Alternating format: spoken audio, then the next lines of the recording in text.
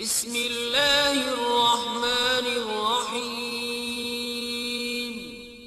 شروع اللہ کے نام سے جو بڑا مہربان نہایت رحم والا ہے۔ میں برکت کا ایک بہت بڑا ذریعہ شکر ہے۔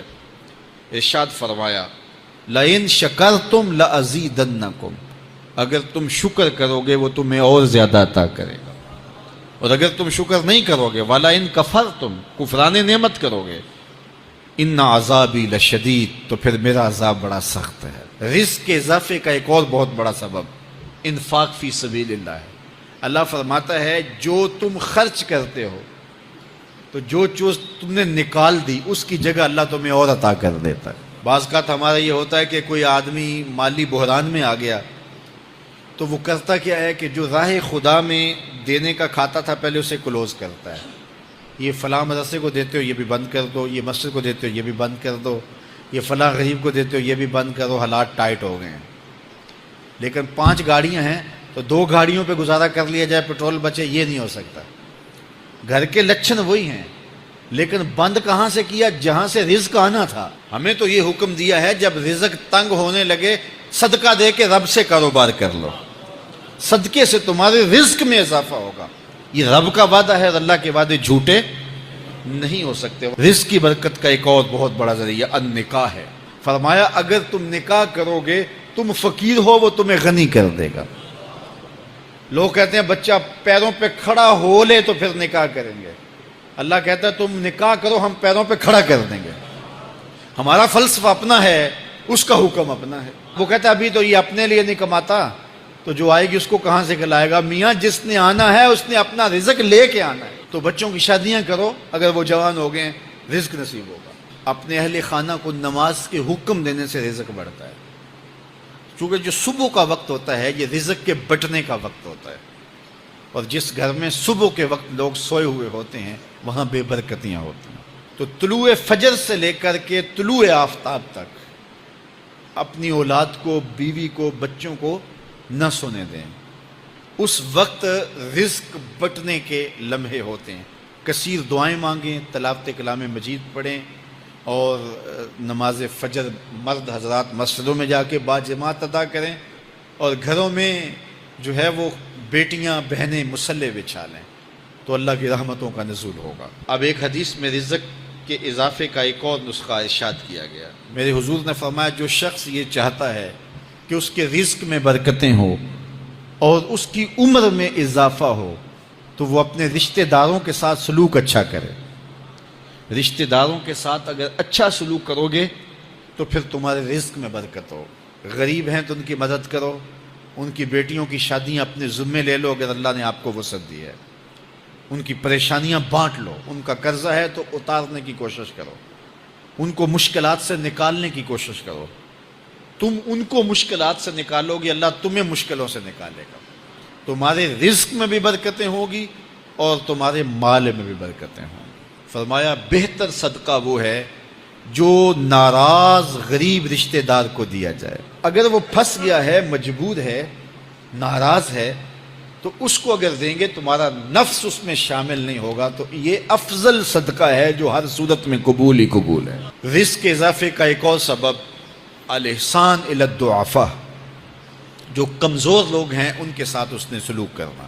الانفاق علی طلبۃ العلم، طالب علموں پہ خرچ کرنا، یہ بھی رزق میں اضافے کا سبب اور ذریعہ ہے۔ وہ حضرت بابا فرید نے کہا نا، چھٹا رکن دین کا روٹی ہے۔ گھر میں کچھ نہ ہو تو پھر نہ نماز اور نہ ہی دیگر امور کی لذت آتی ہے، تو یہ رزق فراواں اور وسیع اور مبارک نصیب کر دے اللہ۔ تو اس کے لیے ایک اور وظیفہ میں دیتا ہوں، اور وہ یہ کہ مغرب کے بعد 21 مرتبہ سورۃ الکوثر پڑھ لیں، کثرت ہو جائے گی انشاءاللہ۔ اول خدوشی پڑھ لیں، 5-7 منٹ لگتے ہوں گے، تو سورہ کوثر 21 مرتبہ روزانہ مغرب کی نماز کے بعد پڑھیں، اور اگر بہت زیادہ مسائل ہیں تو ہر نماز کے بعد پڑھ لیں، تو انشاءاللہ آپ دیکھیں گے کہ گھر میں برکتیں اترتی محسوس ہوں گی، انوار کا نزول ہوتے محسوس کریں گے۔ تو یہ وہ رزق کے اسباب ہیں، اگر ہم اختیار کر لیں تو ہم اللہ کی خاص رحمتوں کے حقدار ہوں گے۔ اللہ ہم سب کو رزق حلال رزق وسیع، رزق سہل، رزق مبارک، رزق فراواں نصیب فرمائے۔ علیہ السلام پر درود پڑھنے سے انسان خود سنورتا ہے اور اللہ کی رحمتیں اس پر نازل ہوتی ہیں۔ علماء نے لکھا ہے کہ درود اللہ کی بارگاہ میں ایک دعا ہے جو اللہ کی بارگاہ میں عرض کی جاتی ہے، اے اللہ، نبی رحمت صلی اللہ علیہ وآلہ وسلم پر رحمتوں کا نزول کر۔ تو کوئی یہ دعا مانگے کہ اے اللہ اپنے نبی پر رحمتوں کا نزول کر، تو کیا اللہ تعالیٰ اس کی یہ دعا قبول نہیں کرے گا؟ تو درود ہر صورت میں قبول ہے۔ تو اس کا جو فائدہ ہوا کہ جس نے ایک مرتبہ حضور کے لیے اللہ کی بارگاہ سے رحمتوں کی دعا مانگی، تو اس کے مانگنے سے محبوب علیہ السلام پر کتنی رحمتوں کا نزول ہوا وہ تو اللہ جانتا ہے، یا جس محبوب کریم پہ نزول رحمات ہوتا ہے وہ جانتے ہیں، لیکن جو ہاتھ اٹھا کے دعا مانگے، جو ہاتھ باندھ کے درود پڑھے، ایک مرتبہ درود پڑھنے سے اللہ کی 10 رحمتیں اس پر نازل ہوتی ہیں۔ تو جو مسلسل درود پڑھے جا رہا ہے تو پھر رحمت کی برسات ہوتی ہے اس کے اوپر۔ رسول کریم صلی اللہ علیہ وآلہ وسلم نے ارشاد فرمایا، تم جہاں بھی ہو میرے اوپر درود پڑھو، تم جہاں بھی درود پڑھتے ہو وہ میرے تک پہنچتا ہے۔ صبح پڑھو، شام پڑھو، دوپہر پڑھو، دن کو پڑھو، رات کو پڑھو، نماز سے پہلے پڑھو، نماز کے بعد پڑھو، محفل کے آغاز میں پڑھو، محفل کے دوران پڑھو، محفل کے اختتام پہ پڑھو، مسجد میں پڑھو، گھر میں پڑھو، جہاں بھی میرے اوپر درود پڑھو گے، جیسے بھی میرے اوپر درود پڑھو گے، فرمایا میرے تک پہنچتا ہے۔ ہر شخص یہ چاہتا ہے کہ میں حضور کی قربت پاؤں، حضور کا قرب مجھے ملے، اور اگر کسی کے سینے میں یہ آرزو نہیں ہے تو اس کے سینے میں دھڑکنے والا دل کسی مومن کا دل ہی نہیں ہے۔ یہ میری بھی آرزو ہے، گناہ گار ہونے کے باوجود آرزو ہے، آپ کی بھی آرزو ہے، آرزو تو کی جا سکتی ہے، چونکہ کرم ہوتے دیر نہیں لگتی، وہ جس پہ چاہے کرم فرمائیں۔ تو اگر قربت حاصل کرنی ہے تو پھر اس کا طریقہ کیا ہے؟ رسول کریم صلی اللہ علیہ وآلہ وسلم نے ارشاد فرمایا، قیامت کے دن میرے سب سے نیڑے وہ ہوگا جو سب سے زیادہ میرے اوپر درود پڑتا ہے۔ تو جتنا درود حضور پہ زیادہ پڑھو گے قیامت کے دن اس قدر حضور کی قربت نصیب ہوگی، اور حضور کی چادر رحمت کی ٹھنڈی چھاؤں ملے گی، جام کوثر نصیب ہوں گے، اور جہاں حضور ہوں گے وہاں قیامت کے دن کی سختیاں نہیں ہوں گی، وہاں دامن محبوب کی ٹھنڈی ہوائیں ہوں گی۔ تو حضور علیہ السلام پر کثرت سے درود پڑھنا یقیناً یہ دکھوں کو دور کرنے کا علاج ہے، اور یہ دنیا آخرت کی بہتریوں کی ضمانت ہے۔ حضرت ابو ہریرہ رضی اللہ تعالیٰ عنہ سے روایت ہے جو امام ابو داود نے اپنی سند سے روایت کی ہے۔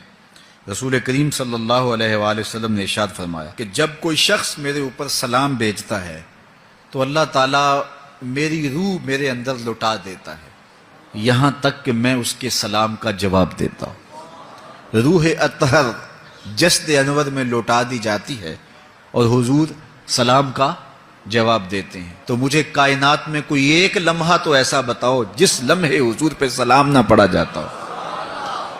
وہاں روضہ رسول پہ چلے جائیں تو وہاں لمحہ لمحہ سلام کے گجرے ہیں، کائنات کے جس گوشے میں چلے جائیں درود و سلام کے جو ہیں وہ گجرے ہیں۔ تو کوئی ایک لمحہ بھی 24 گھنٹوں میں ایسا نہیں ہے کہ جب حضور پہ سلام نہ پڑھا جاتا ہو، اور جب سلام پڑھا جاتا ہو تو حضور کی روح اطہر بدن رحمت میں ہوتی ہے اور حضور سلام کا جواب دیتے ہیں، اور جس کو حضور سلام کا جواب دے دیں، اللہ اکبر، کہ درود پڑھا کرو۔ درود حضور علیہ الصلوۃ والسلام سے جواب کا ذریعہ ہے، اور جب جواب جناب رسالت مآب صلی اللہ علیہ وسلم کی جانب سے آ گیا تو دنیا میں بھی بھلا ہی بھلا ہے، آخرت میں خیر ہی خیر ہے۔ حضور علیہ الصلوۃ والسلام نے ارشاد فرمایا، جس کے سامنے میرا ذکر کیا جائے اور وہ میرے اوپر درود نہ پڑے، وہ کائنات کا سب سے بڑا بخیل، سب سے بڑا کنجوس ہے۔ ہم بخیل تو نہیں ہیں، تو پھر پوری یکسوئی کے ساتھ چند مرتبہ حضور پہ درود شریف پڑھ لیجیے۔